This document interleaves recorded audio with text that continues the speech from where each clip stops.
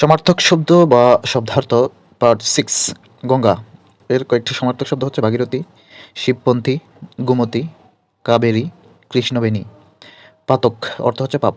নিনাদ অর্থ গর্জন, নগেন্দ্র অর্থ হিমালয়, হিমাংশু এর দ্বারা চাঁদকে বোঝায় বা চাঁদের সমার্থক শব্দ।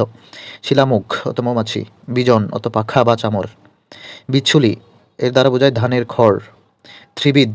অর্থ অমরা বা স্বর্গ বা বেহস্ত, পেলব পেলব অর্থ হচ্ছে কোমল বা মৃদু, মূঢ়তা মূঢ়তা অর্থ হচ্ছে অনভিজ্ঞতা, মূর্খতা, নিষ্ক্রিয়তা বা অজ্ঞানী, প্রমাদ অর্থ বোঝায় বিপদ, শ্লাঘা এর দ্বারা বোঝায় গৌরব বা গৌরবের বিষয়, জবন জবন দ্বারা বোঝায় হচ্ছে মুসলিমকে, অর্থাৎ মুসলিম শব্দের সমার্থক শব্দ হচ্ছে জবন, দুলুক অর্থ আকাশ, খড়গ অর্থ চাকু, খাদির